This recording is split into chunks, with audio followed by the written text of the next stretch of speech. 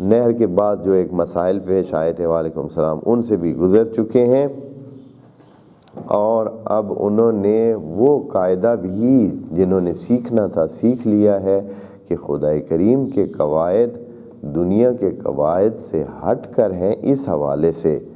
معنوی طور پر جہاں آپ کو فزیائی طور پر اور مادی طور پر یہ لگتا ہے کہ یہاں یہ زیادہ مؤثر ہونا چاہیے اور یہ زیادہ مؤثر نہیں ہونا چاہیے، وہاں آپ دیکھیں گے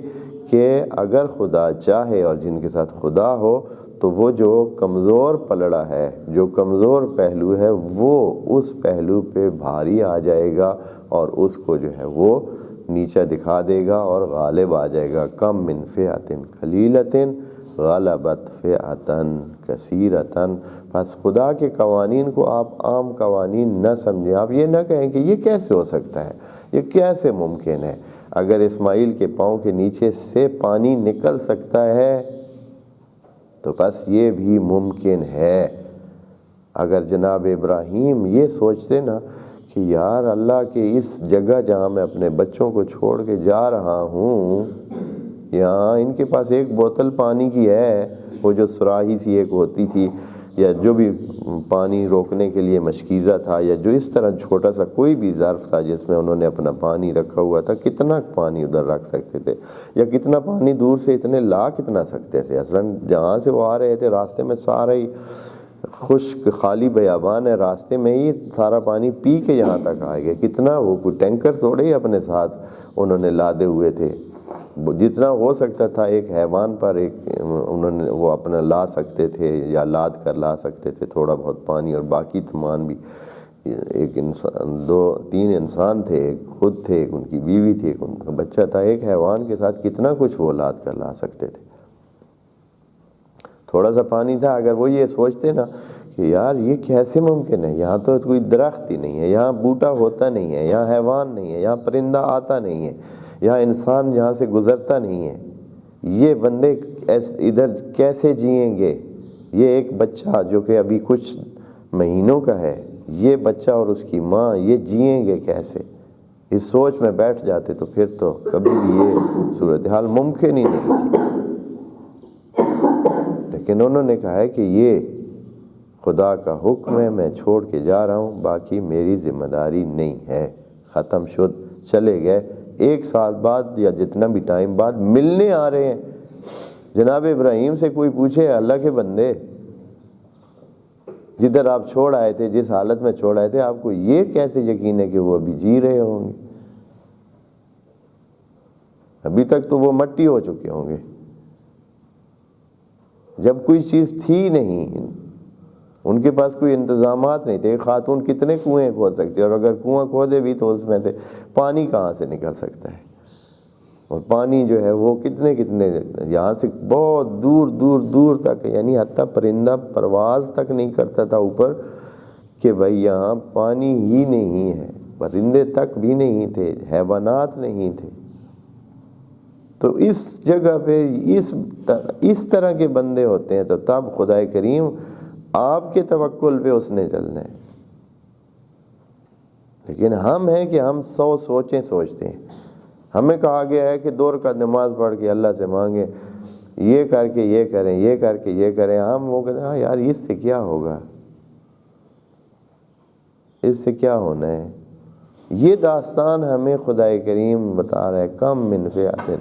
قلیلۃ، آپ کو قلیل لگ رہا ہے، آپ کو کچھ نہیں لگ رہا ہے، غلبت فئۃ کثیرۃ۔ اب آئے یہ کہہ کر ان کے دلوں میں طاقت کا ایک خزانہ بن گیا، اور واللہ مع الصابرین آخری آیت کے آخر میں جو کہا تھا اس کے ساتھ تو اور بھی، اور پھر یہ ہے کہ ان کو یہ بھی یقین ساتھ چل رہا ہے کہ ان کے ساتھ وہ جو صندوق ہے وہ بھی ساتھ چل رہا ہے، یعنی ان کو یہ پتہ ہے کہ اللہ ہمارے ساتھ ہے، اس لیے کہ اللہ نے اپنے شعائر میں سے یا اپنی برکات میں سے فیہ سکینۃ من ربکم جو ہے وہ ساتھ رکھا ہوا ہے ہمارے۔ تو اللہ جب اس کا سکینہ، اس کی سکینہ ادھر ہے، اس کی طرف سے سکون کا انتظام ہوا ہے، تو اللہ ہمارے ساتھ ہے۔ جب یہ صورتحال ہے تو پھر پرواہ کس بات کی؟ جب ساری کائنات کا مالک اور سارے جہان کے انتظامات کا مالک ساتھ ہے، پھر کیا مسئلہ؟ اب وَلَمَّا بَرَزُوا لِجَالُوتَ وَجُنُودِهِ، اب آگے ہیں، سامنے کی کیفیت ہے یہ مومنین اور سامنے جالوت اور اس کا لشکر، جالوت اور اس کا لشکر، اس کو یہ اب اس کیفیت کو خود آپ سمجھیں، ایسے نہیں کہ وہ کھڑے تھے ان کے انتظار میں تھے کہ وہ کب بھائی آنے والے ہیں یا یہ، یعنی اس سے پہلے خبر ہو چکی تھی کہ بھائی ایک فوج ہے، ایک ٹولہ ہے، ایک گروہ ہے، ایک تیار شدہ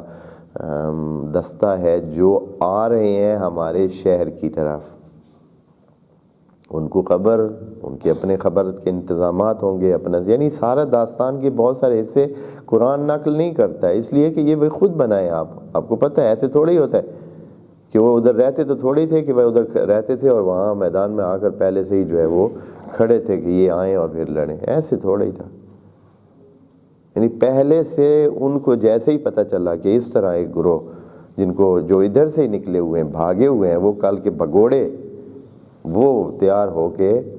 ایک جمگٹھا بنا کر ایک فوج کی صورت میں تیار ہو کر لشکر لے کر ہماری طرف آ رہے ہیں، شہر کی طرف، تو وہ آپس اپنی طرف سے تیار ہوئے، انہوں نے فوج تیار کی، فوج نکالی، سارا سلسلہ ہوا، وہ لے کے آئے اپنے اس جگہ جہاں انہوں نے مقابلہ کرنے کا سوچا ہوا تھا کہ یہاں رن پڑے گا، یہاں جنگ ہوگی، یہاں مسئلہ کھڑا کیا جائے گا۔ تو وہاں وہ پہلے سے آ کر براجمان ہو گئے، اپنی پوزیشنیں سنبھال لیں، اور تاکہ دشمن جو آ رہا ہے باہر سے، جو باہر سے آنے والے ہیں، ان کو یہاں روکا جائے، ان کے ساتھ جنگ کی جائے۔ اب یہ جب مومنین کا دستہ وہاں پہنچا تو پھر کیا ہوا؟ فَلَمَّا بَرَزُوا، یہ لمحہ فَلَمَّا نہیں ہے یہاں لیکن لمحہ ہے، لمحہ بھی خود کچھ عرصے کی بات بتاتا ہے کہ یہ چیز یعنی ہوئی، یعنی اس میں ٹائم لگا، ایسے نہیں ہے کہ بس اچھا ادھر سے یہ سر ٹیلے کے پیچھے سے باہر انہوں نکالا تو آگے سے وہ بھی اپنے گھروں سے باہر نکل کھڑے ہوئے، نہیں، وَلَمَّا یعنی ایک سلسلہ ہوا، اور پھر جب ہوا، سامنا ہوا، یعنی بالآخر نوبت اس بات پر آن پہنچی کہ مقابلہ ہونے کا ایک سلسلہ بنا۔ وَلَمَّا بَرَزُوا، یہ سامنے آئے، مقابلے کی صورت بن گئی۔